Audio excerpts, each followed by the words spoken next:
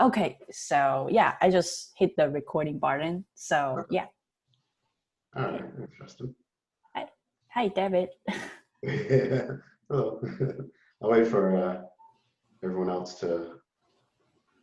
Looks like Justin's logging in. And okay, Yeah, cool. sure. All right. So good to go. Yeah. All right. All right, cool. And you can see the screen okay and everything? Yes. This? Okay. All right. Awesome. All right. So, yeah, here we go. So welcome everyone. So as you can see, this is a little overview of what I'm going to be talking about. So really what I wanted to take the opportunity when Dominique asked me to do this, a while back, I really, with a lot of these presentations, and especially everybody's on some type of virtual presentation or meeting or whatnot, I always find that, and I've done it myself, where you end up just talking about, your company's products or like the shows your companies are doing or whatnot. And I thought it would be a little bit more fun for this presentation to express a little bit more about my ideas, a little bit more about the history of where I'm coming from in the theater industry and how I've seen this kind of relationship to, the traditional theater and that type of storytelling through performing arts and how I saw the connection of XR into that, into this industry, into the performing arts. So I kind of wanted to kind of take you guys on this journey of, where I started and how theater has affected me and what I've learned from it and how XR just, to me, fits in perfectly. So as you can see here, this is what, as I'm presenting, hopefully it'll be about an hour and we can talk a little bit afterwards. As you can see, going to start with a couple different ideas. If anybody knows where these quotes are from, I'll give you bonus points at the end. So first one is suit the action to the word. So I'll talk a little bit about the relationship of what that means, the word, the action of performing arts, of how performing arts is always a reflection of the culture, of the society of the time, and how that's always been seen. And it's always that relationship with your audience is the most important thing in any type of performing arts, but also obviously in XR, because there's so much of, like we talked about just before this, of the UI and UX design of how do you relate to not only an audience, but how do you also relate to your client, or why is your target market going to want to use your application? Why are they going to want to see this production in XR and whatnot? And it's that relationship that's so important in so many ways. Next, then talk a little bit about technology and art. And you got to get a gimmick, which is a song. You'll see where that's from. And just kind of talking of how technology, and especially in theater, have coincided, have been parallel with each other since the beginning, since the formation of theater. It's just a lot of people never don't get a glimpse of what happens backstage. So I'll show you a little bit of some secrets of what happens backstage and how theater actually uses all the technology that's out there. Every time there's new technology, somebody in the performing arts grabs a hold of it and uses it for an effect. And then next is going to be about what Looney Tunes and XR have in common. Kill the Wabbit, which hopefully most of you who are my age and older, maybe if you're in your 20s, you might not know what this is, but you'll see. And of course, you're going to need a bigger boat. Again, anybody my age or older should know where that quote is from and why we were all scared to go swimming in the ocean in the 80s. And in that area, just going to talk a little bit about what's next for live entertainment and how we can expand and make it bigger and whatnot. whatnot. So a little quick overview. So here's a little bit who I am, David Rodriguez. I use the S, if anybody's wondering why I always use my middle initial. It's because Rodriguez is like the Smith of Spanish, and I have a very common Spanish name. So I even couldn't get a driver's license in New Jersey because of my name and my birth date. There was another David Rodriguez who had all these points against his license. So I've always made it a point to use my middle initial. Just a little side story. But right now, I created Zanni LLC, where I've been, over the past year and a half, diving into bringing XR technology into live performance with the goal of really integrating it seamlessly so that through real-time rendering and real-time production pipeline, to be able to have XR effects live on stage with the performers, and live meaning the audience there live being able to see these effects. And at the end, I'll kind of show you how we're going to be able to do that. Just my background, I've been in the theater for 30 years, since 7th grade. Going to a school of the arts down in Florida. Went to New York University to get my BFA, studying as a Atlantic Theater Company, and also proficient in the visual effects pipeline. Taking many classes, most recently through CG Spectrum for a year of one-on-one mentorship, learning advanced 3D modeling techniques. And then before founding Zanni, I was at the Metropolitan Opera for about 8 years in technical construction and design. So working on most of the sets with the design elements and building, and then also working with automation, machinery design, and implementation. And a couple other little things I've done, from a haunted house, Nightmare. If anybody's watching this from New York City, you might have remembered Nightmare down on the Lower East Side, which was a haunted house for adults. Grown people were running out screaming their heads off because it was so scary. But it was a lot of fun to do. So just a little background of who I am. So let's get going. So first thing talk about with Act 1 is suit the action to the word to the action. If anybody's curious what that's from, Shakespeare, Hamlet, Act 3, Scene 2. This has been my reference since I was 12 years old. The complete works of William Shakespeare. If anyone ever wants to know how to act, just read the speech by Hamlet to the players. And a lot of times in acting classes, I've had many acting teachers say, this is the key to acting. Shakespeare wrote it all out in a great speech that Hamlet says to the players as they're about to portray the murder of his father by his uncle on stage. And he says to them, suit the action to the word to the action.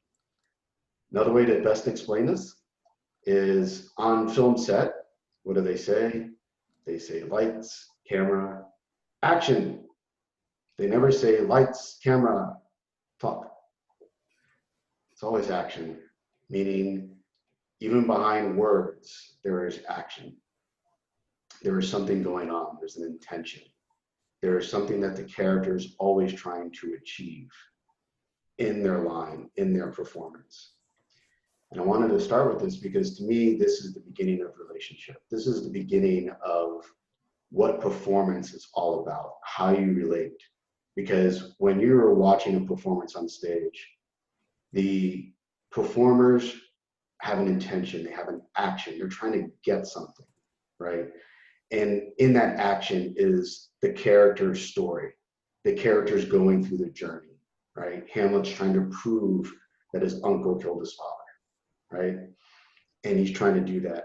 And it's through that journey that we see the plot start to happen. We see the journey in every story. And in that journey, the audience, we start to relate. We start to look at that and go, oh, wow, there's something innate about that story that I'm drawn into. Because all of us relate to this plot line. And this is the famous Aristotle's plot line in Aristotle's Poetics. He laid this out. Sometimes you'll see this as a triangle. I like to do it this way because this is how I was taught first by Mr. Riggs in 8th grade. He wrote it out like this, so I always go to it. So getting back to what I was saying with the character journey, you're always going to have that story. And how are you going to connect your audience to that story? What's going to draw them in? Why are they going to be excited to see this? Why are they going to be excited to experience this story?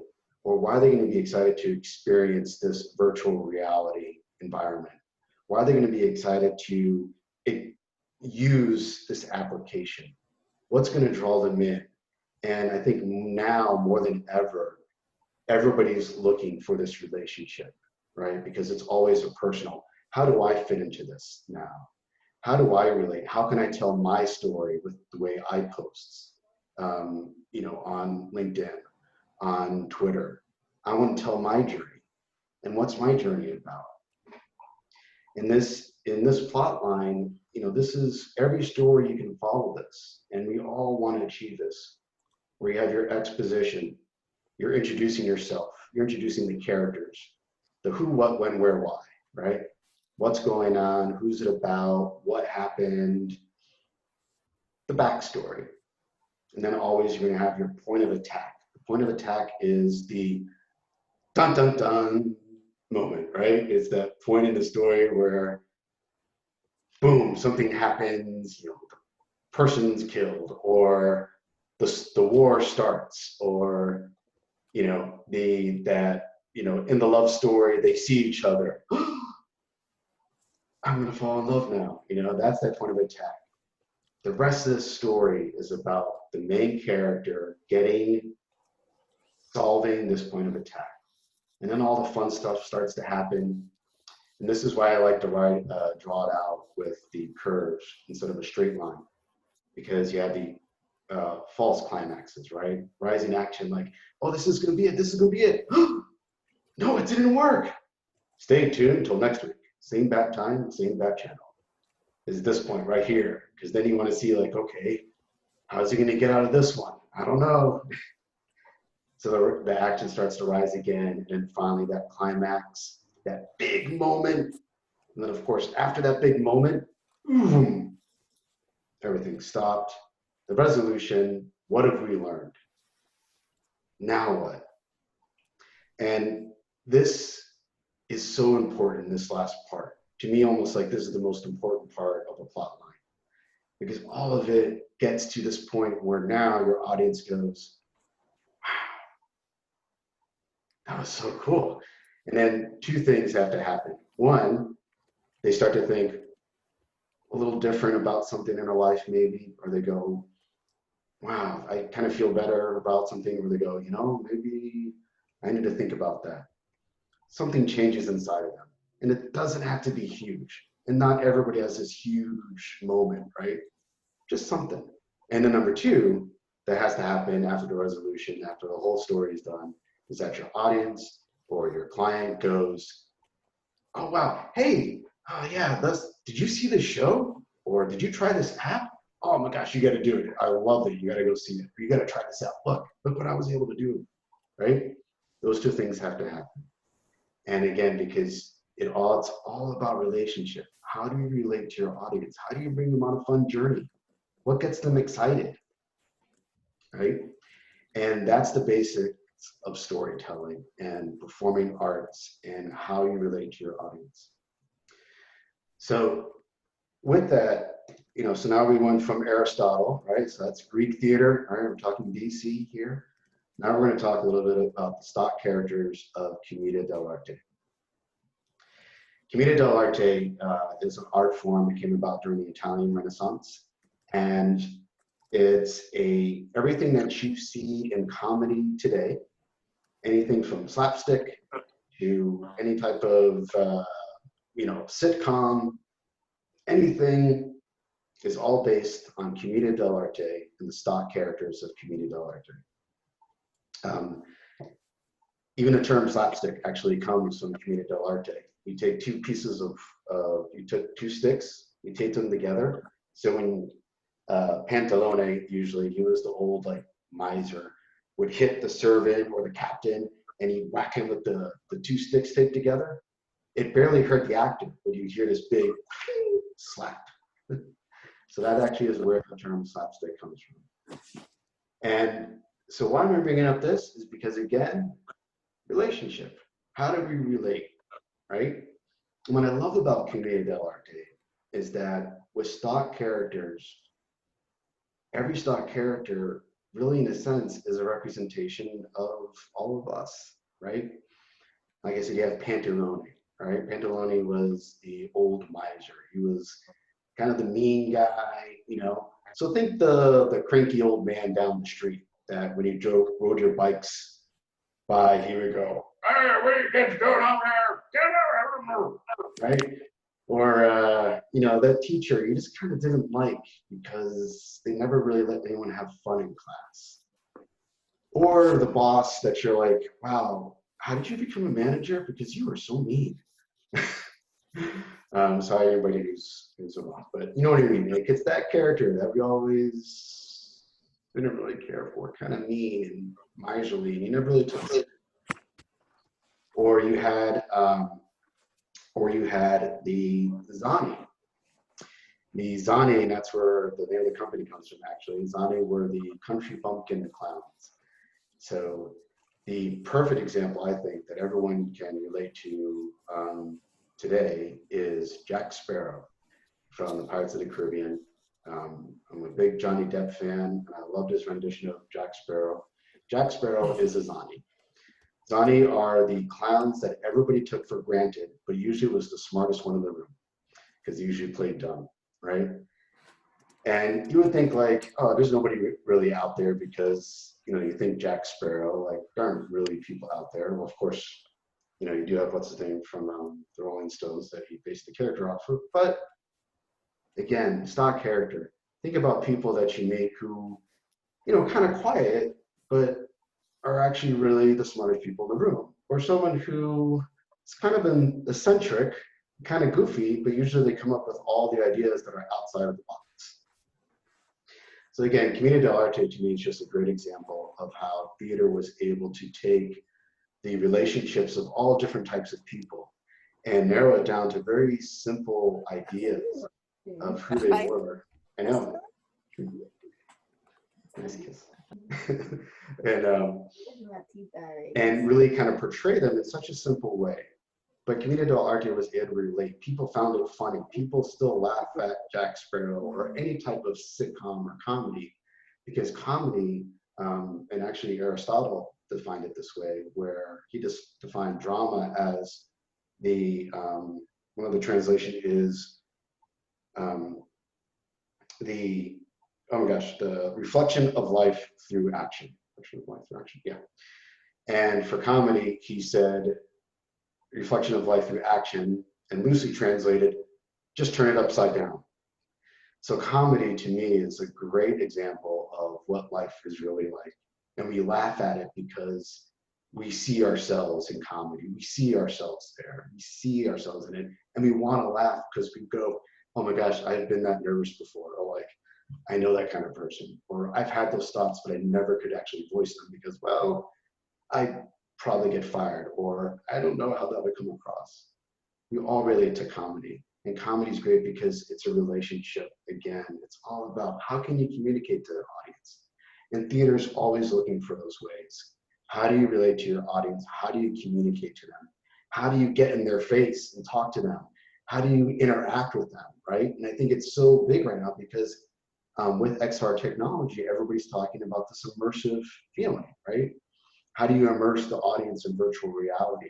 How do you immerse them with your AR app? How do you immerse them with just on Zoom, right? How do we connect with our target market, with our audience when we can't be there?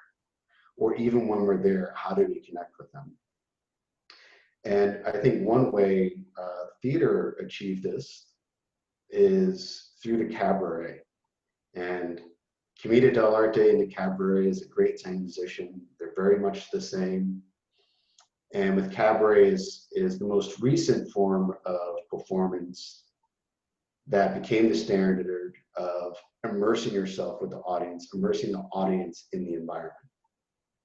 Now, most of the time people think of the theater, we think of the proscenium, right? That's the picture frame where the big curtain comes down and the curtain goes up, right? We call it the proscenium. It's the slice of life, it's realism, and that's the name of the genre, right? This realism, we're gonna take the fourth wall of the room away, and the audience gets to see the room and the people interact, right? All that started, a lot with Stanislavski in Russia, and a lot of the movement came out of there with this idea of let's take away the fourth wall, the audience is gonna sit there and see the slice of life. That was actually something new. A lot of times before that, performers actually talked with the audience. When you think Shakespeare, you think very traditional, right? Oh, it's very, it's very British. But actually, Shakespeare loved interacting with the audience. His stage, the Globe, was on this rake, right? A lot of theaters on a rake so the audience in the back can see it. He loved using effects, and there's written accounts of this, where he would have the death scene. They would stab the bladder of, the pig that they got from the butcher in that morning, right? And it's like, they'd cut into that, and the blood would start rolling down stage because it's raked, right, downstage in the seams of the wood planks. And the groundlings, who were front and center because that's all they could afford. They didn't have the money to sit on the cushions up top. They would sit in the mud. They loved mixing in with the blood onto the fruit, because of course, if they didn't like what they saw, they would get to throw the fruit at the actors, right? Because what are you going to do with the fruit? It was a couple days old. Well, let's throw it at the performers. Immersing with the audience is nothing new. So when you hear people say, oh, this is new, this performance, the audience is immersing. This has never been done before. It's been done for centuries, but we can do it in different ways. With cabaret and in the early 1900s, it was a way to express theater, to get rid of that fourth wall, especially in places like Berlin in the 30s. This is a picture of Karl Valentin. I think he's there, one of the most famous German cabaret artists. These are pictures from different cabarets. This is in France in the 30s. This is me 15 years ago doing a cabaret show at Zum Schneider. And I love this picture. So cabaret is all about immersing with the audience. And this is the kind of theater I love, because you get to get in their face, you have a relationship, you're talking to them. And I see now with VR and AR, that's so important. And if you're looking for inspiration of how can I create an environment for those applications, I encourage everyone, look at cabaret. Cabaret solved a lot of that stuff for live performance, and it translates so well into XR applications. You want your audience to experience something, you want them to look over here, look how they did it with XR. Look how they used that relationship with the audience, and they did it so well. And if you look in any cabaret today, you can find a lot of inspiration. So moving on to Act 2, you gotta get a gimmick.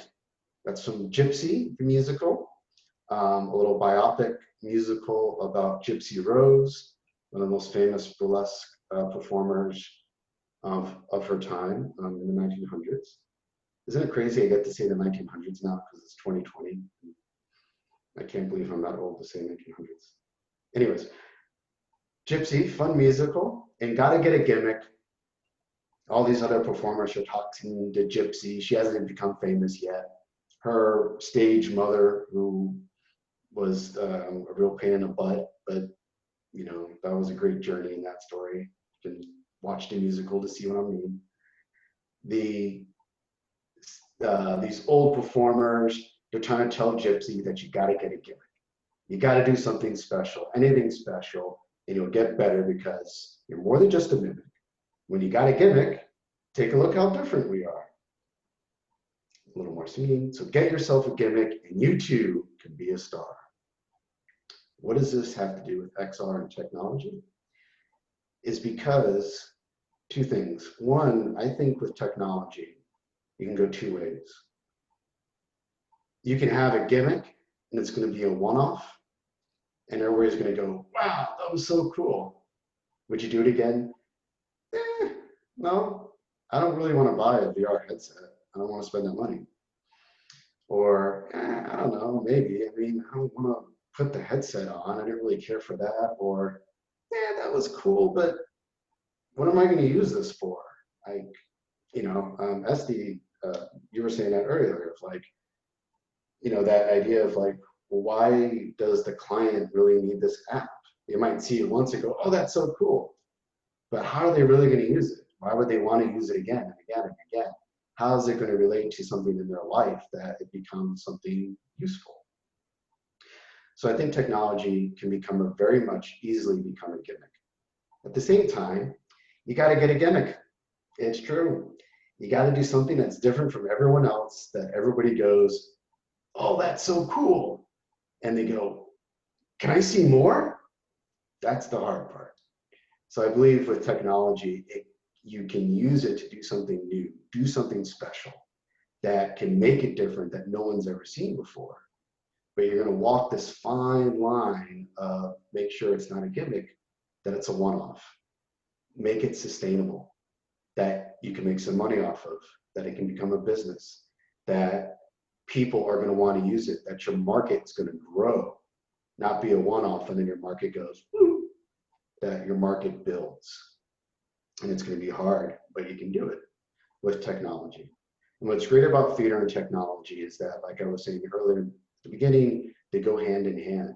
And theater, for as long as it's been around, has been trying to get a gimmick, to do something new and different that helps tell the story in a completely new way, because the stories, like I was showing you with Aristotle's plotline, the stories never change, right? The story is the same. There's a few stories out there and everything's a variation of just a few stories. Or as Solomon put it, there's nothing new under the sun. It's all been done before. But how can you use technology? That's what changes. That's what can be different. How can we use technology to tell the story differently? And I love theater history. I loved learning it. I think I was one of the few people who was excited about theater history classes, because to me, it's just amazing how it evolved and how it changed. And it was always because of the technical creations, where theater artists were looking at how can I do something differently? What technology is out there now? What has been invented, or what can we invent? And how can we use that? So I found these images. These are drawings and images that were presented in newspapers and articles. So over here, this one's all sound effects. And you might have seen the wind machine backstage or in pictures.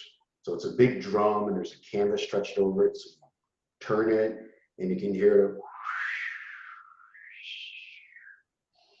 Or this one I love, you gotta have thunder or something crashing. Well, fill up a bin and on cue, turn the bin up and everything starts rolling off stage and you hear this big thunderous sound. Or a big thin piece of metal. That was your thunder effect. And believe it or not, backstage at the Metropolitan Opera, you will find crash boxes where on cue, the prop guy goes, and it drops. We have a wind machine, we have a big thunder thing. Yes, they use real sound effects, but sometimes nothing sounds better than literally something crashing backstage, because that's what the cue is. Simple stuff. This I love. This is a drawing by Richard Wagner. You'll learn who he is very soon. Very famous German opera composer. He was a great theater technician as well. He had a lot of great ideas. This is his drawing of how he was going to have the Rhine maidens, who are supposed to be underwater, singing and moving like they're swimming underwater. So he drew this out where he was going to build these little contraptions. We got two deckhands pushing and one guy steering, where the opera singers were harnessed up here and pivoting around and singing their songs with being, as they're being pushed around. And I love this drawing because these effects are the same way that you do this scene even now in different ways. And I'll show you some examples soon. And of course, this one relates most to XR technology. Hopefully, anyone who's read some books on virtual reality will recognize this as Pepper's Ghost. John Pepper was a scientist, an inventor. He had this idea, an optical engineer. He realized that if he showed the light the right way, had mirrors in the right position, he could create a hologram. And it worked. When he tried to sell it to businesses and other industrial people, were like, what are we going to use this for? Finally, a theater producer saw him do a demo and was like, oh, we could put ghosts on stage. Oh my gosh. So he got Pepper to come in. They built this whole rig. This is from a magazine that talked about Pepper's Ghost being used on stage in one of the first productions. So with a light projector, the real-time actor down here, mirrors being reflected, and now you've got a hologram live on stage. So when anybody talks about holograms and holograms on stage, and they go, oh my gosh, wow, I can't believe they can do holograms on stage now. We've been doing it for like 200 years, not a big deal. But again, it's the technology that's different. Now you can project the holograms. Now you can have different light fields. And now we can do even more. But again, theater's always looked at what can we use, how can we use technology to tell the story in a new and exciting way. So now moving on to what's backstage now. These are actual photos at the Metropolitan Opera. These are photos I took while working there. So again, it's the same kind of tricks. You're always just trying to figure out how we can do it. And so over here is this is underneath. So these traps are underneath this stage right here. So this is underneath the stage. And these are pretty much a huge hydraulic lift that we could use to push pieces up into the traps. This is actually a setup for Don Giovanni. So these will go up and down for the ending scene where Don Giovanni was sucked into hell after he made a deal with the devil. And of course, time was up and he got sucked down into hell. So we use these to replicate all this kind of movement and fire being spurted out. But technology, these things are huge. This all works off of 4 motors in sync, lifting up these wheels. There's a lot going on, but the technology can do it. One push of the button, sent this up, another button, pushed it down, easy. With scenery, the same scenery is still being built today, but new materials. You're using a lot of stuff that you see on stage is built by the same stuff that's probably in most walls in any construction in the past 20 years. The same blue, pink styrofoam that they use for insulation is what we use. We glue them all together. We kind of cut it out. The scenic artists sculpt it. They plaster it. We paint it, and we throw it out on stage. You can do that now really easy. You can create amazing shapes. Why? Because using technology that was built for insulation for homes. Always looking for new stuff. At the Met, they have these huge wagons. So instead of a small little crank back in the old days, now you have these huge stages, literally a huge wagon that rolls off. So at the Met Opera, you can actually have 5 sets built on 5 different stages, all the same size. So we're talking grand opera, and they all can change based off a wagon rolling out, stage going up, stage going down, a wagon rolling in. And all this type of automation. And all this technology is new. I know this box this was installed just 7 years ago. So again, always, how do you take the technology and use it to tell a story new? So theater has been doing it always and is still doing it today. So now moving on to kill the Wabbit, kill the Wabbit, kill the Wabbit. So anyone who grew up in the, I guess, well, this was, I think, in the late 50s. This was probably mostly everybody's first opera was, "What's Up, Opera?" I mean, what's opera, Doc? From Looney Tunes. This was my very first opera when I realized that Kill the Wabbit is the Ride of the Valkyries from Richard Wagner's opera of the Valkyrie from the Ring Cycle. So, and I love Looney Tunes. It's one of my favorites. I still use Looney Tunes today to help describe things. So here's Elmer Fudd singing Kill the Wabbit, and Bugs Bunny comes over. And of course, he has to thwart him, so he dresses up as Brunhilde, riding her stallion, and he feels betrayed, so of course, he thinks he's killed her. And all this drama.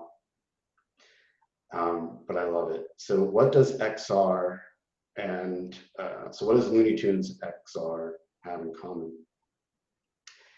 Is that for opera, especially, opera is written like a grand epic. Most operas should be epic films, not on stage, and because they're huge and how it's described. You read the librettos, meaning you read the script, not the music. You're like technically going, they want us to do what? Huh? And there's always a way of like, how are we going to pull that off on stage? I have no idea. Any new technology we haven't tried yet? So with theater, you're always looking to what technology can you use to help tell the story, but sometimes it's just technical. You're like, well, I can't do it until some new technology is invented. We're never going to be able to pull this off. Cartoons and films, you can pull it off, right? And the other great thing about Looney Tunes is, to me, that everybody, to take this back to the first point of relationship, Looney Tunes and a lot of cartoons do an amazing job of relating stuff to the audience without them even realizing it. Most of us know operas because of Looney Tunes, commercials, so much music that when you actually realize it's from an opera, you're like, oh, where do I know that from? Oh, that was from Looney Tunes. Or like, oh yeah, that was that commercial or something.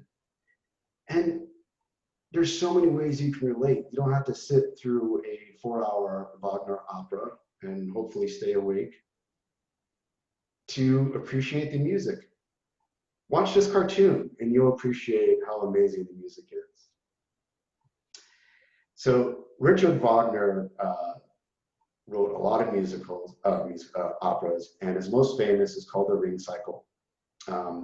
It's a 4-opera epic.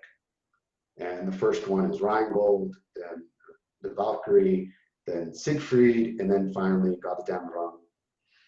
And the Ring Cycle is all about the gods and how they're relating to the people, and who gets screwed up and who doesn't. And the gods just want to get the Valhalla and be happy, and the love stories that happen. If anybody is wondering, the Ring Cycle, yes, Lord of the Rings.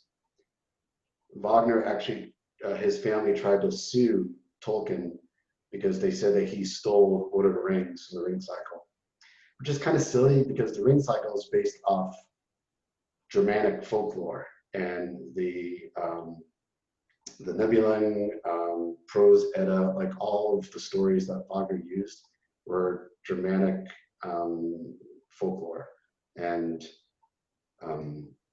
the same stories of, I'm sure everybody's familiar with Marvel, so of Thor, Odin, getting to Valhalla. It's all the same story, except they're German names instead of the Scandinavian names. So Kill the Wabbit is this scene right here, where the Valkyries are riding in and they are singing. So that's where that comes from. And this is the Chicago Lyric Opera. This and here, this is from the Met Opera. There's Brunhilde, the famous female warrior, the famous Valkyrie, singing her aria there triumphantly. So how are you going to make, the scene calls for the Valkyries to ride in to meet Woden, with Odin, and talk to him because they're leading the dead to Valhalla. That was the Valkyries' jobs, right? Whoever died victoriously in battle was led to Valhalla by the Valkyries, and they're leading the dead there. So the Chicago Lyric decided to just rig up some cranes, build some horses around it, and have some stagehands there in costume, and they're moving this up and down, and the opera singers are singing, doing their thing. So a very simple way to tell the story, right? Old technology. None of this is really new. You know, using simple pulley systems and weights and balances. Here for the two giants that are being have to build Valhalla. You know, they have the performers there, and have these huge rigs and puppeteering happening, right? And why go through all this trouble to do all this to tell the story? Because this is what Wagner wrote. And this is an example of a scene in Rheingold, the first opera, where Albrecht, who is the dwarf in the mountain, and yes, the dwarves are the ones living in the mountains, mining all the gold.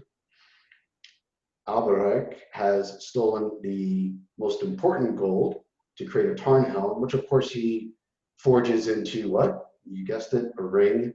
That's what everybody's after, is the ring, because the ring has all the power. You've heard that story before. This is the libretto. And Logi is Loki, if we're wanting the translation, and Wotan is Odin. So Albrecht with cunning blockhead, thou art like to be bursting the plague on thy spite, decide at once on the shape thou wouldst have me assume. Logi, nay, choose it thyself, but make me mute with amaze. So changed into some animal. Aha, he puts on the Tarnhelm. Dragon dread riddle here writhing. At once he vanishes, an immense dragon is seen writhing on the ground in his place, raises its head, and threatens Woden and Logi with its outstretched jaws. Oh, sinister serpent, oh my gosh, that was good job. You really scared me. The dragon vanishes, and Albrecht at once reappears in his own form. You wise ones, now do you doubt? This is the Met Opera version. That's styrofoam, and a couple stagehands in the back. Here you have some kind of puppeteering going on. This to me is one of the best examples of I can't wait to do this. I can't wait to take this and finally make it happen in real time. And I think Wagner, he vanishes and a dragon is supposed to be seen that's supposed to scare them.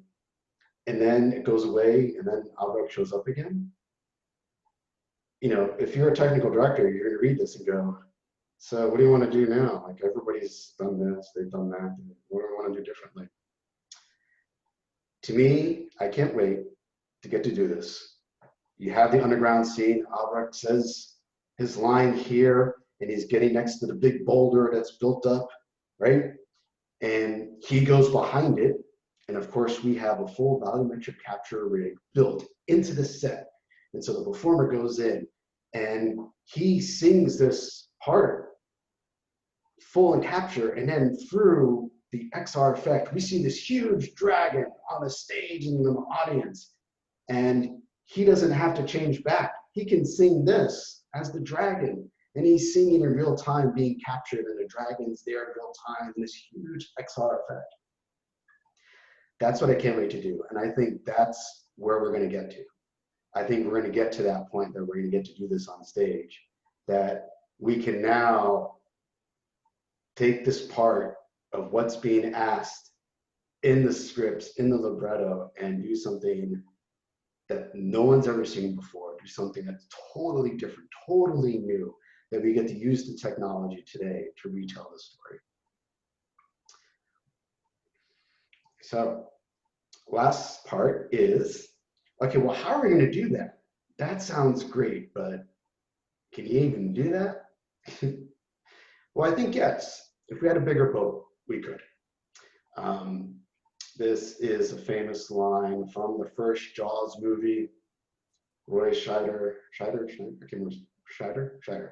The guy who plays the sheriff. He's chumming the guts into the water, and he's like, oh, whatever, blah, blah, blah. And the first shot of the shark coming out of the water, right? The huge great white.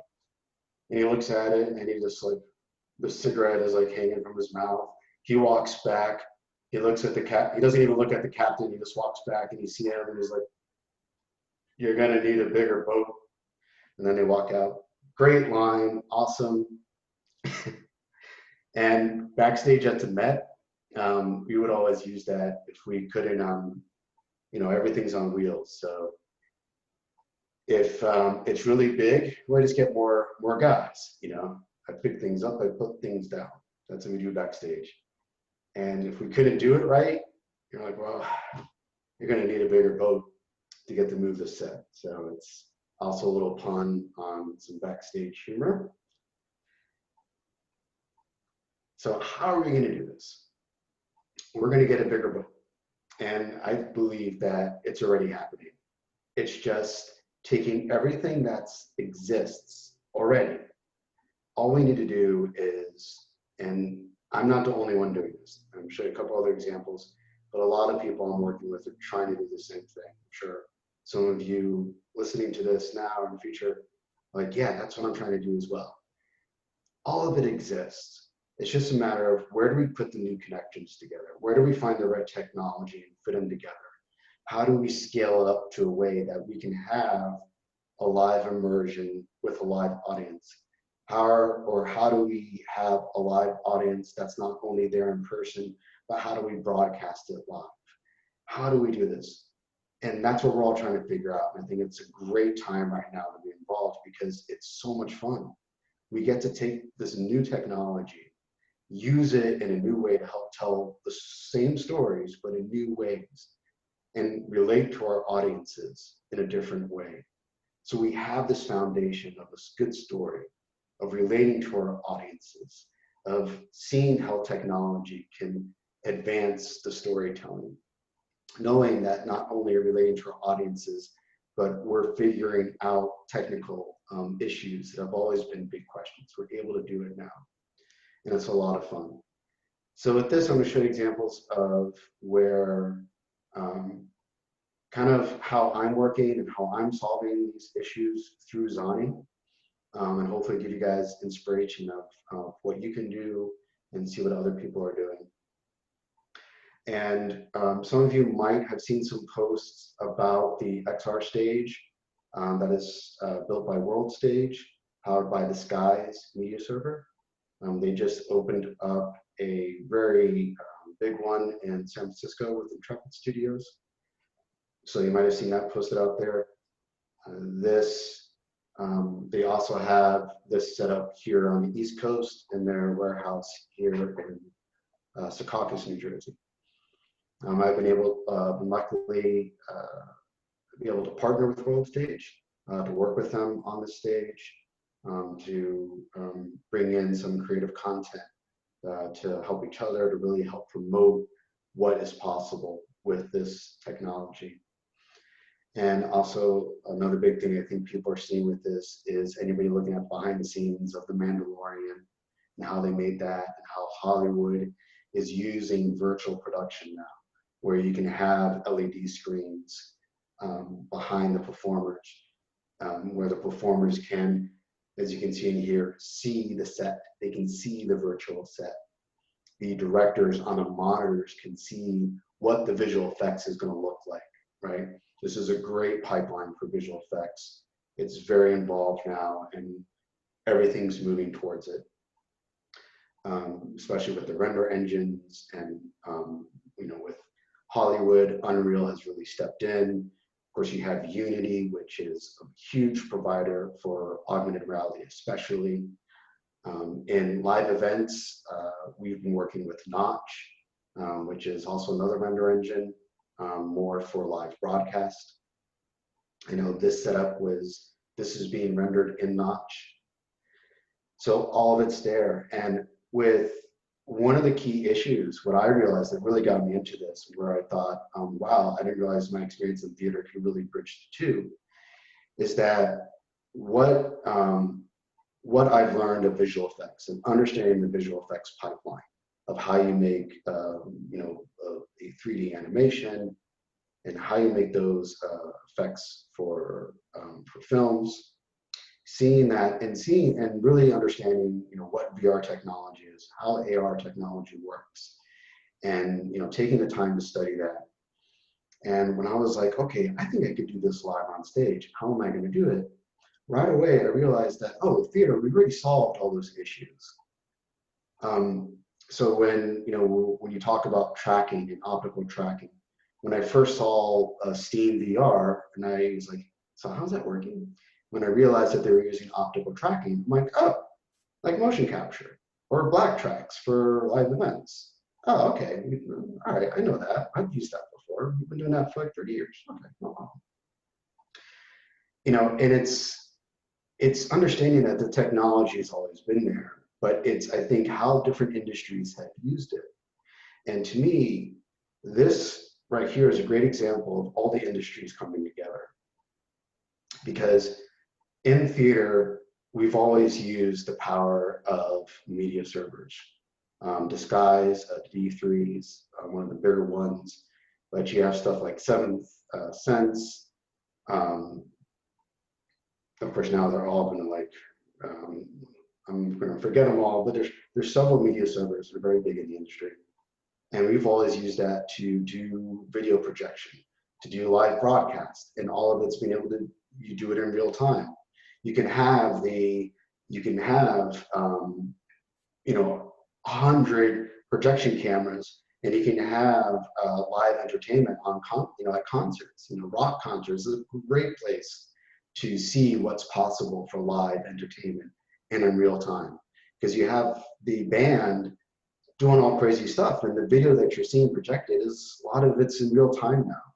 And you have these huge projectors, and all of it's being the pipeline is all through media servers that is able to handle this large I/O, this large amount of input and tracking and virtual setup, and then large output to numerous video projection.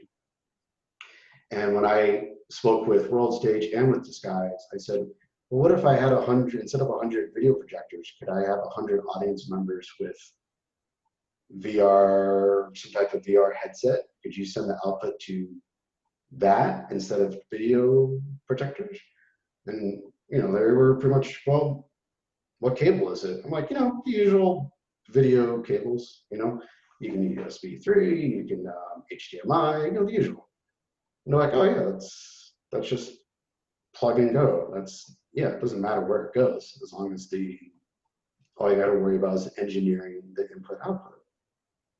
And I realized that was such a huge key to it all, to be able to bring XR effects live on stage.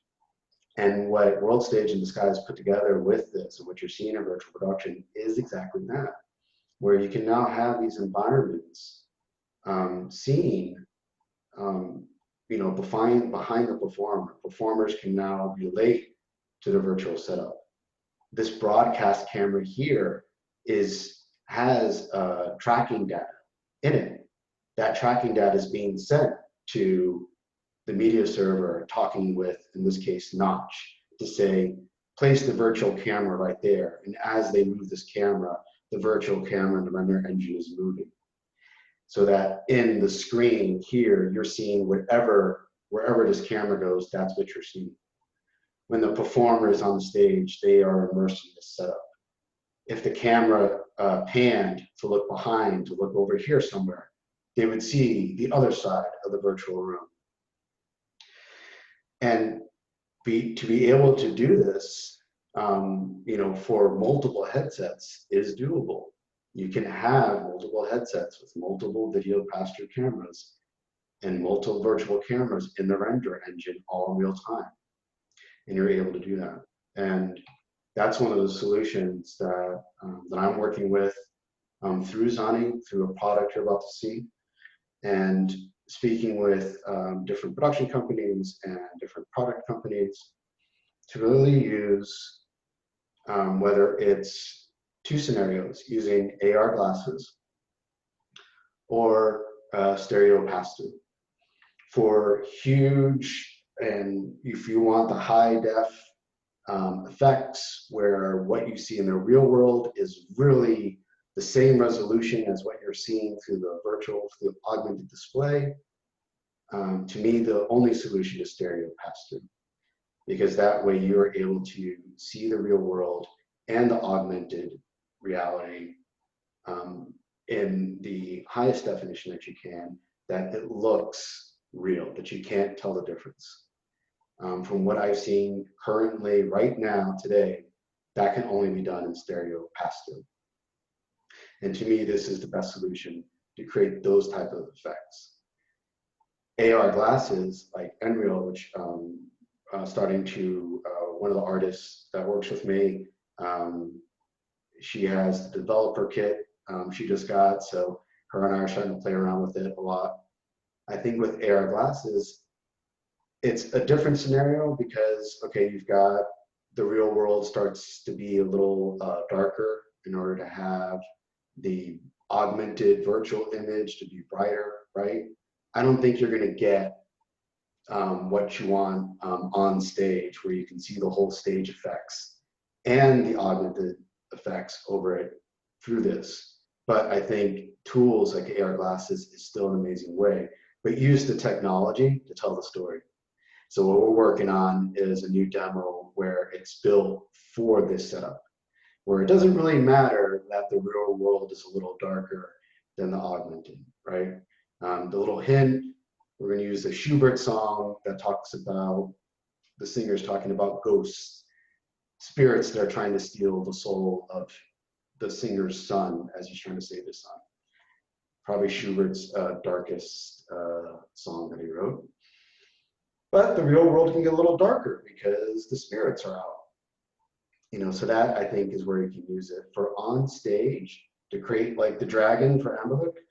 One day it's going to be stereo pass-through. I think we're still a ways out to have that solution for AR glasses. So I point this out because I think it's good for everyone to always remember that. If the technology can't do it, then don't try to make it do it, but use the technology to tell the story. How do I use what the technology is capable of doing to tell a story in a new way, right? And I think that's key to bringing technology and art together. Don't make it do something it can't do, but don't let that stop you. Just think outside of the box and go, well, how would I tell the story with this technology? And then you'll find your answer.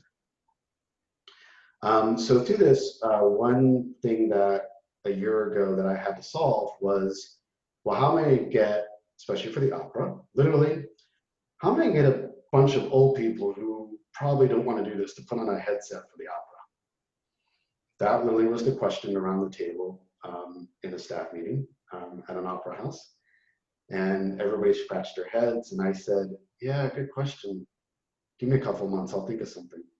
So last year, I really wanted to solve this issue of, well, how am I going to get an audience to be able to see the XR effects live on stage using stereo pass-through, but without putting on the headset. And if anybody didn't want to use the headset, they didn't have to. So in other words, the effects help tell the story, but they still saw a good story if they didn't even want to use it.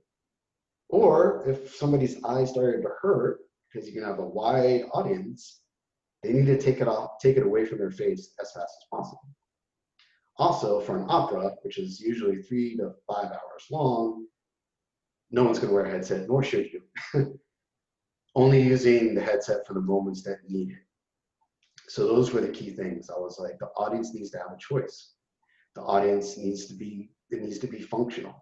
It needs to be set up in a way that we can use stereo pass-through, but all set up that you are running off media servers that can power it. And yes, until the day that wireless can do it in real time that fast with stereo pass-through. In my opinion, we are not there yet, and hopefully we'll get there soon enough, just not in the next couple of years. So those are the issues. So with my youngest son, him and I sitting around in this room, we've homeschooled since the beginning. They're 9 and 11 now. And my youngest, my little engineer, I said, Christian, we got to think of something. How am I going to get the audience to, I don't know, hold up a headset? How are they going to hold up a headset like opera glasses? So Christian and I came up with a design, and we literally took opera glasses and a video pass-through. So if you see the Vive Pro that has the video pass-through capability, and came up with Ovies. So Ovies is our patent-pending XR viewer. The design is simple, handheld. The technology inside of it, I always like to say, is not patent-pending. I didn't worry about creating new technology. The same technology that will go inside here is the same technology that is in any video pass-through that you see in other headsets. That's what goes on inside here. But what it is it's simply a handheld that you're able to hold it up, see the effect, and then bring it down. Within the next 2 months, as we create more demos, by September 1st, we will have some live demos of what I'm talking about that we'll have completed. And also you'll get to see a little bit of what I mean of how the Ovies would work as a use case.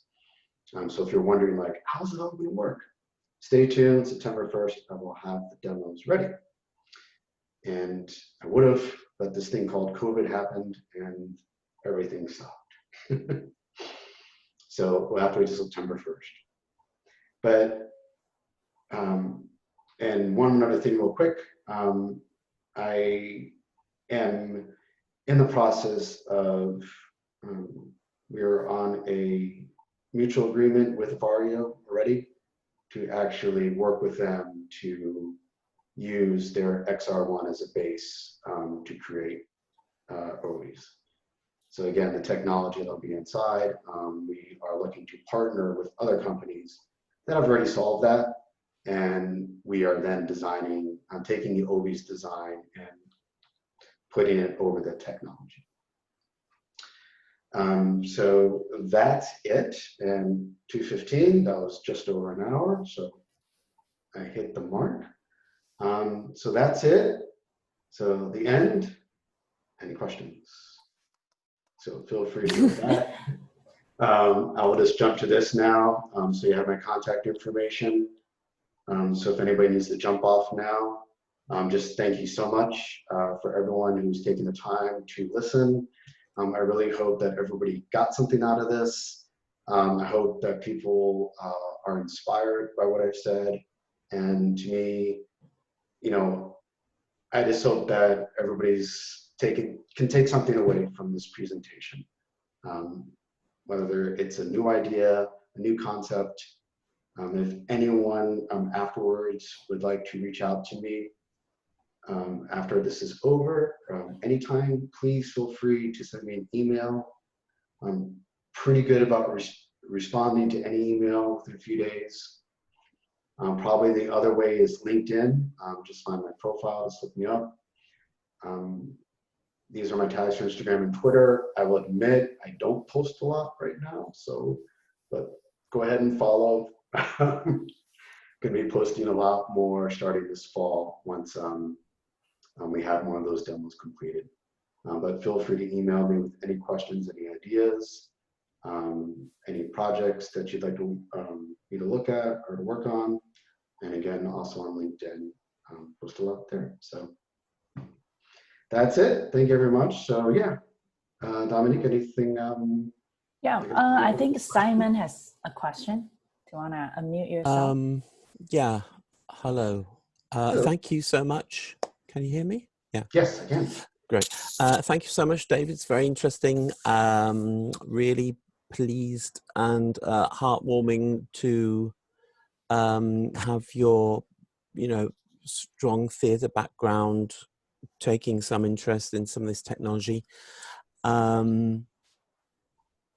I am personally not quite sure how an augmented setup was going to work with a live performance, and that was one of the questions I had today for myself, and that was, how is AR going to be better than VR doing this kind of thing? Because I was on a very large virtual reality production stage a week ago here in Munich. This thing was 3,000 square feet. It was massive. It had the biggest LED screen I've seen, and I work in event, so it was ridiculously huge. And the company set it up to do a test shoot with a live subject in the middle. I think they were doing a car, and probably inviting lots of auto industry people to come and have a look and say, hey, your next event could be based on something like this. Right. But it's the Mandalorian setup, and there were two things which struck me. One was it's quite difficult to light. That's one thing that struck me, and the other thing that struck me was that all the backgrounds and everything, of course, are monoscopic. They are not stereoscopic. Right. Which might not be too difficult if you're holding up an OV in a seat which is 100 feet from the stage. Because then, of course, the stereoscopic effect at that distance is going to be that great anyway. But I'm just wondering, the Met, of course, they are gods in terms of opening the doors to the satellite transmissions that they've been doing, and we've been lapping them up in Europe. Okay. Here, I've seen a couple of productions. I don't know if you're involved with them, but wonderful pieces, and of course, economically, just like, oh my God, this really does just make a whole theatre more interesting. And my question has always been, how can we get live theatre transmitted to that kind of bigger audience, and not limit the economies to the amount of seats that you can effectively project to in an auditorium. Right. So kind of, and the place where I was thinking, well, look at all this LiDAR scan technology, all this real-time motion capture, linking that with Unreal, having your character, your dragons, your Percivals or whoever, as a 3D rigged model, which is being driven in effect like in a puppetry show by a talented and great human being actor live. And then you will solve quite a lot of the bandwidth problems that you will have trying to get this picture information over a network. If you're looking with one eye towards that economic model of how can we get this thing onto a satellite, or how can we get this thing onto the network, how can we get it onto the internet, so we're not tied to the number of chairs we can effectively project to, including all the lighting that you need to do for all of those spaces, including all of the auditory tech that you need to go. Because of course, I'm not thinking on the scale of the Metropolitan, but thinking on the scale of, a small mid-scale theatre that's trying to finance itself without having to go begging or you know, who will be up against the big tech companies who will take this higher technology, not just the virtual production Mandalorian setup, but the real time, you know, VR setup, where you can have a little handheld thing and you're watching it over your things at home, and you're saying, I'm going to watch this scene from the perspective of the dragon. You know, forget the fourth wall. You know, that's gonna. It's a bomb. Now we've not got, you know, we've not got the frustrum of a camera looking through a proscenium arch anymore. Right. We're on the fucking stage. You know, we are quite possibly one of the characters in the scene, and we're watching, or, you know, on the cusp of participating. Like this very, very interesting. So there's a very interesting thing, I think, thing coming up now, the links between, you know, VR gaming and theater, live, played by characters, played by actors, played by talented dancers and singers, and all of the, you know, this great talent, wealth of talent that you have.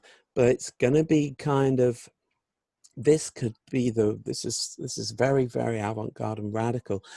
And once they realize that they have this, people like Marvel, the people with the really big bucks, you know, then we're going to be the little worm fighting against this monstrous Disney, you know, multi-headed snake thing. And so we're gonna have to take that technology and really, you know, make it into ours to tell the stories we want to tell. And it's a great. I mean, I'm so pleased. You're the first person really who I've come across who's decided to really kind of look at these two technologies. I think it's fantastic. Yeah, no, that's great. I mean, I think you're right about, you know, I agree with all that. And it's, you know, it's always the hardest part, you know, like, I feel like, you know, everyone, I think theater, we've always been the worm trying to nibble off the scraps. You know, in theater, it's like we're always we're the lowbrow art, so to speak. You know, that's probably the hardest thing. You know, I know what I found interesting was when I first started expressing these ideas, you know, even to the Met Opera and some of the other bigger companies, you know, a year and a half, 2, 3 years ago, there was a lot of hesitation because people didn't understand technology. And it's like, well, that's kind of a big investment. Like, are we willing to do any type of R&D into this, whether or not knowing if it's going to work? And, you know, it's starting to think like, okay, well, the only people that are going to be able to pull this off first is going to be the big companies, right? So it was one show, you mentioned Parsifal, so that was a potential production that just started talks with right before the pandemic at the Bayreuth Festival, Wagner's Opera House in Germany. We're going to do Parsifal in 2 years, and working with Jay Shai decided to direct it, and they were playing around with having some AR elements. And with that, they had a huge sponsor that had done some stuff already. So it was like, okay, we can do this only because we have this big corporate sponsor that wants to work on it. You know, unfortunately, it was a huge hit because of the pandemic and that being postponed indefinitely. But and that corporate sponsor, you know, that was going to fund a lot of stuff. Okay, but what I'm finding right now, and I think it's, and I say this because I had to change my thinking because of where we are right now. It's almost as if I believe there is a moment where it is up to let's say I don't want to say smaller scale of, I'm going to say smaller scale of you know, size of the company or the corporation or whatnot, not the talent or whatnot. But in a smaller environment, because that's all we can do right now, and the large auditoriums aren't going to be opening worldwide to the full extent until sometime into next year, and who knows what's going to happen. You know, imagine some of you read about Cirque du Soleil filing for bankruptcy, Broadway officially stating nothing's going to happen until next year. Every major opera house isn't opening until next year. You know, everybody's like, what do we do? And I realized in the past month that it's the smaller settings that are going to happen. And I think you're right, Simon, that if it's, okay, so can it be us in the sense of the people who aren't part of the larger companies and the larger corporations who have multi-million dollars, but can we partner up? Can we create the relationships and partnerships now that kind of help each other out? Because yes, we can pull it off for a small group of people in a room, you know, and that's part of some of the demos that I'll be able to, you know, by September 1st, show everyone. We're going to have a couple of people, and you can see how that process is going to work for a couple of people live, right there watching it at the same time that is able to be broadcast live to stream, you know, to the computer, or to, you know, eventually then to a VR device, and someone can be in their VR device watching this broadcast live and in that virtual environment live. And part of it is, you know, I too am working with, you know, I have the Bokoko mocap suit and the faceware motion capture, and I'm starting to play around with it actually. Next week is the big week. I'm going to finally start doing that and creating some motion capture for some of the demos, but taking that first step of, yeah, I agree. Like, I want to get to that point of the actor is in motion capture, and I know others are doing it as well, you know, and everybody's playing around with it. I know some of the VR stuff that's submitted for the VR awards coming up have done this exact same kind of setup, and they're doing it as well. So I know others, you know, I know there are other studios doing this, but yeah, that's what we're going to get to. We want to get to that point where the actor is in a motion capture suit, and through live capture, you're seeing the virtual character. And I think we can take that to the point of not only in the virtual reality headset or someone wearing an augmented reality AR glasses, and they're just watching that scene happen in their living room.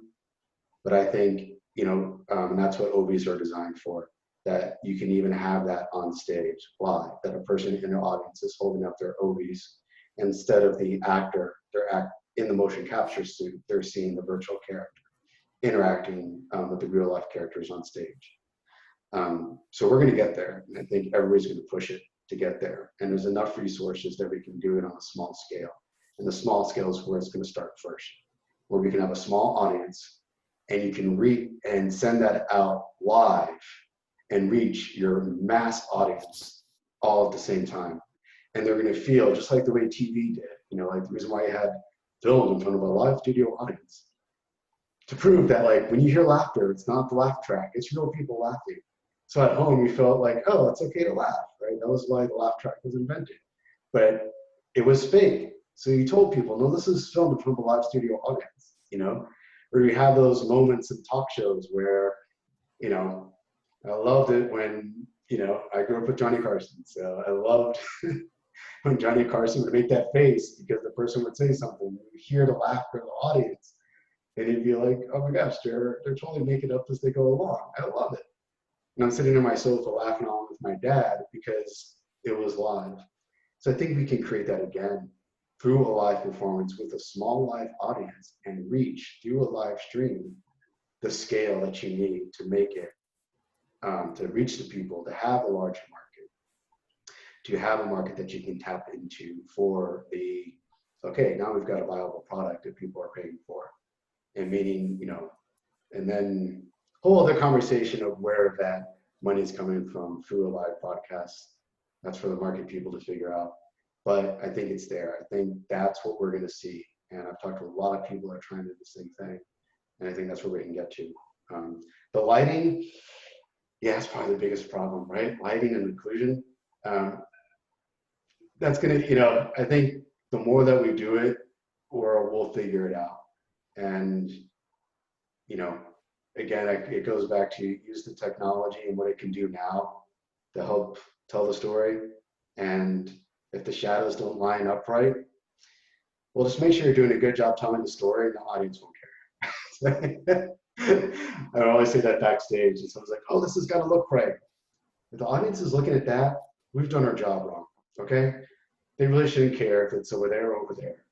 It's the story. Remember the big picture. And, we can do that mentality and get the story, but, there's going to be a lot of hiccups along the way of how to do it. But the more we do it and the more other people do it, we're going to figure that out as we go along the way. So hope that helped. Yeah, I think Justin and Andrews, two of them have questions. Yeah. So Justin, do you want to go ahead? Yeah, sure. Thanks, David, for the presentation. It's been pretty fascinating tying together theater and XR. I think I actually never thought about that, to be honest. So it's pretty neat that you made that connection. And I was just thinking about how the theater trend has been getting more and more immersive. Mm-hmm. So going from the screen to even actual interaction of actors walking around with audience members sometimes, depending on which organization puts the event on. Mm-hmm. And it seems like we're just always evolving the skills needed to connect with your audience.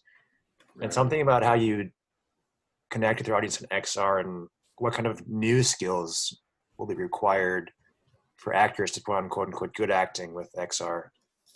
And you'd mentioned something about lighting difficulties and some of the tech difficulties, but those aside, I mean, if you're just the person in the suit, what do you see like certain things popping up that you're going to need to be a good storyteller in XR?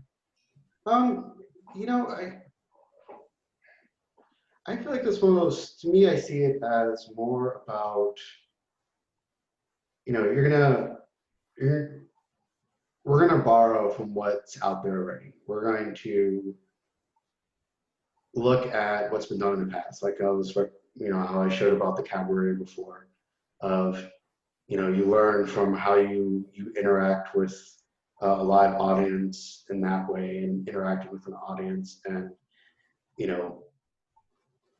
kind of improvising your line a little bit based off the reaction that you get from the audience. And, that's what makes theater performance different from any other medium, because it's the relationship between the performer and the audience that, when you're acting on stage, you feel it. There's this energy between you and the audience that unless you experience it, you don't really understand what it feels like, but you're always feeding off the audience in some way. It always affects you. And a good actor will use that on stage for their, in their process. How that's going to translate where, let's say, a person's in a mocap suit and they can't see the live audience and whatnot. It's that's where the performer is going to borrow from film acting, where there are different techniques when you're acting in front of the camera, when you're acting in front of a live audience. You don't get that feedback. So you're going to take away those processes that you do in film acting. You're going to borrow a little bit of that. And obviously then with any type of motion capture and XR acting, in my opinion, it's going to be those who have upped their game on more physically based acting styles, where you've been trained to create your character through its physicality, meaning you've established a different kind of walk. You've actually done the nuances of how the shoulder is lifted up. I think that's why Andy Serkis ended up being such a great, motion capture actor and gave us Gollum and all the other great characters since then. He's done such a great component. And I remember, looking at behind the scenes and Peter Jackson saying that it was because of Andy Serkis doing the voiceover and doing Gollum, and he was doing such physicality to get into the voice that Peter Jackson was like, we need to hire this guy to just put him in front of the camera, you know. And what a great decision, because think about that decision led to so much advancement in motion capture. But you watch Andy Serkis act, he's a, you know, I love the way he embodies physically. Like I was saying, I enjoy Johnny Depp. I think Johnny Depp does a great job of physically embodying a performance. So to me, performers that have that kind of training or a little bit more of that style of a physical performance relating to their character, I think they're going to be the ones that can really tap into an XR performance, because you're able to change your body. You're really able to tell the story through the physical just as much as through the words. That your subtext and the character's journey is being told as much physically as it is through the line and how you're saying that line to get your want and your objective from the other character. Does that kind of cover that, your question, Justin? You know, Yeah, I like it. Awesome. Yeah. Andrew, do you Yeah. wanna go ahead? Yeah. Thank you. David, thank you very much for your presentation. I came a little bit late, so I'm going to definitely go back to the recording, but I've been enjoying a lot of what I've been hearing. I'm kind of feeding from what Justin was asking and your example. I've seen demos where a presentation to an audience in a theater and on stage has been displayed. Actors on stage are performing, and yet there's another character on the other side of the room with a mocap suit, with a line being fed to a TV. And so the actor on the mocap suit can look at the TV and react to the left or right of stage with multiple cameras looking at the audience. So to be able to have that almost immediate interaction and react to what the public is doing. So there's a lot of that stuff that has been done. Yeah. So I had one of the things that I had was an appreciation for the design of the OVs, because sorry, but the fantastic merchandising opportunities of that, depending on the content. If you're presenting a children's content like safari, that could be binoculars, or a futuristic environment, that could be something. And that is something that, once again, in the XR experience, not only the audio, the visual, but also the physical. You're holding something that's part of the interactiveness experience that you want to really, you know. We've had the experience at Disneyland with the 3D and the 4D and vibrating chairs. I was like, Yeah. So that's a pretty cool design, I think, because of the tactile experience as well. So my question was more, looking at work that, and I'm probably sure that you, being in New York, are a little bit more familiar with the Future Group and their experience that with the audience and the Korea projects, where audience are able to experience more of what's happening on stage through screens, with the rock concerts and the esports, or even like what the Weather Channel has been doing. Have you worked, or what do you see the future of holographic performances in theater? I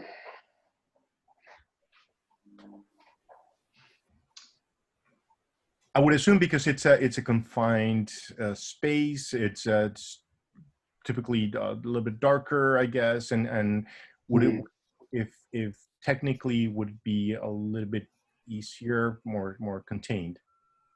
Yeah, I mean, I think are you asking, like, just to clarify, if I've worked on stuff like that before, or do I just believe like that's where it's going? In that, I guess more your opinion on how that's going. Oh, okay. Yeah. No, I mean, I think, you know, I think we're there. You know, to me, it's all. You know, the technology, I think it all exists. It's I think, there's, like you were saying, there's several examples of other people doing, what we're talking about and doing a great job. And we're all, figuring it out along the way. And,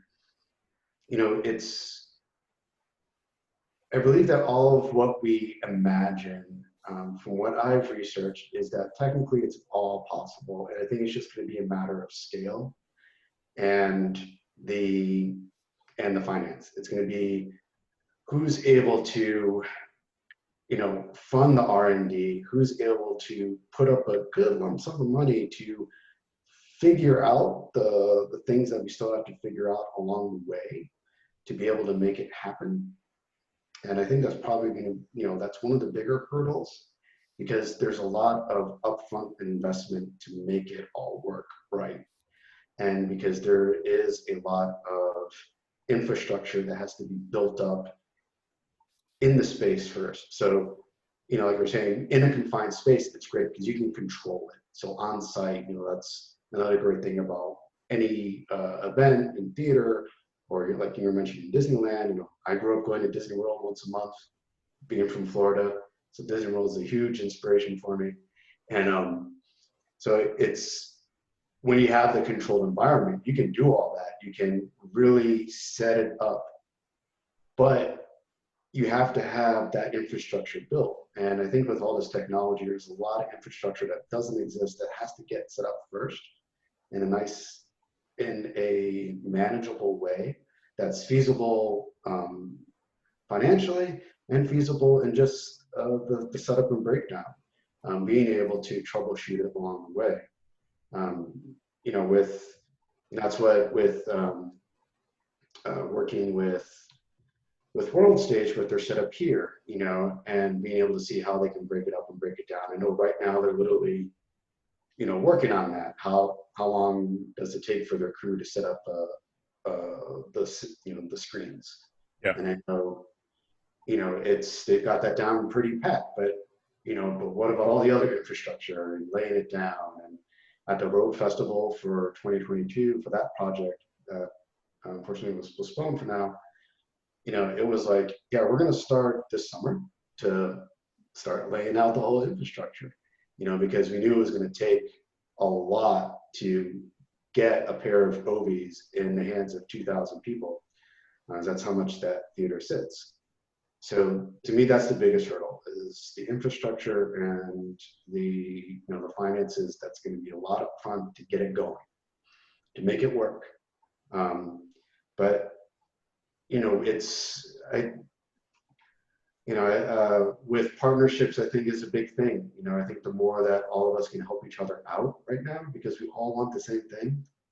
And any way that, and that's one thing that I've always been big on, of, looking for partners. It's like, okay, I don't have, because of COVID, okay, the budget that was there to build this all from scratch isn't there. So, I went to, okay, so who can I partner with? Who does video stereo pass through the best? Some of the best examples I've seen with Barrio. So let me call Barrio and talk to them and see what they've got, see what they've taught, So I think the more that we can look of ways to help each other, and some of the other theater companies, production companies, like myself, who have more of a theater background trying to do this, I'm working with several of them. We're all like, hey, what can we do together right now? Because everybody's budget went to zero. So can we help each other out? What have you figured out? And you figured that out? Hey, let's put something together just to start showcasing it, to start showing people what we can do, what this is really going to look like. So it's there, but I think that's where we're at in the hurdles to get it to that point. Yeah, it's a lot of work. It takes a lot of things. I was able to see the Lux Machina demo here at SIGGRAPH in LA, and it was a relatively small, very contained, controlled area, but yet the amount of machines and LED screens and team behind it was sizable. That it's not something that it's as cheap. And I recently completed a virtual production with Epic Games on how to use that technology and the end displays. And yeah, it's not the magic button. You know, in film we call the make film button. It's not that. A lot of work. Exactly. But your take on theater and some of the ideas that can transpose to education and all the way from your examples in theater to the tech, it's been fascinating. So I've enjoyed the short amount of time that I was able to enjoy your talk. So again, I already reached out to LinkedIn, and I'm going to go back to the video. So thank you very much for your presentation. Yeah, no problem. Yeah, and I mean, I know you mentioned about like with education, you know, and how you could use this in different ways. And that was one of the things that you know, when I designed this, thinking of opera glasses afterwards, I was like, huh, this would be kind of fun. Like, you know, I just asked my own boys, you know, like if this looked like, you mentioned safari. I actually was like, if this looked like safari binoculars, would you guys want to use it as like a way to like, you know, go through a safari? And they were like, oh, we love that idea. You know, or so I think, yeah, it's definitely that. I think there's a lot of ways that we can start. And I've heard of a couple other people doing this, some of the theme parks doing it as well, where, you know, taking some of this technology and saying, hey, we're just going to redesign it to make it look like a prop from the film, or a prop from the story, or a prop for, you know, of what the content is.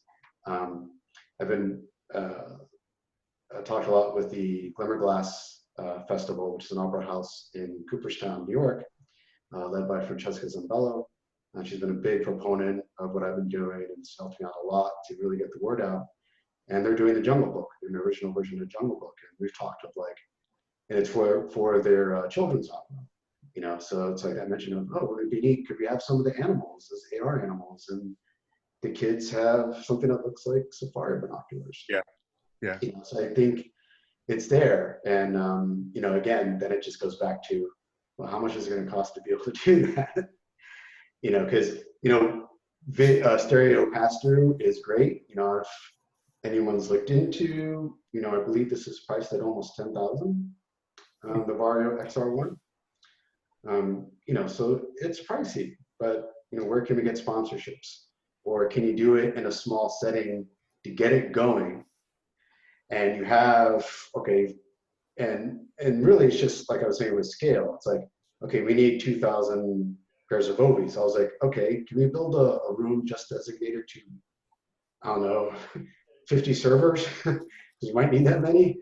You know, it's like, that'll solve it. Like, it's just like, throw enough money to buy enough servers. Yeah, that'll handle all that, no problem. You know, but can we do it now where we can start small on a smaller setting with just one server, where you just have a small group of people? So again, I think what we're looking at now is, can you do it in a smaller, to get the word out, to get it where you can get a sponsorship where they're like, hey, could you give us this, this, and this? Oh, great, we're all in it together. Plus, you know, you're the sponsor's name all over the place, only because of using their tech, are we able to do this, blah, blah, blah. And really help each other out that way, to do it in the smaller scales, broadcast it to everyone. So then 2 years from now, when the world's opened up and we're able to do it for 2,000 people all at the same time, we're ready. And we've already showed people through, you know, the virtual streaming of what it's like. I'm like, oh, wow, I can't wait for the show to come to my town. I can't wait to go see this live. I'm going to see this like in person. I can't wait to see it. I think that's another way where we can make that transition and steps to get there and stuff. Yeah, if anything, COVID has brought us an opportunity to explore some of these ideas, but also to reach out to companies that can sponsor and give them a value proposition of why is it so important to really get into it. So yeah, exactly. Yeah, I'm with you. Awesome.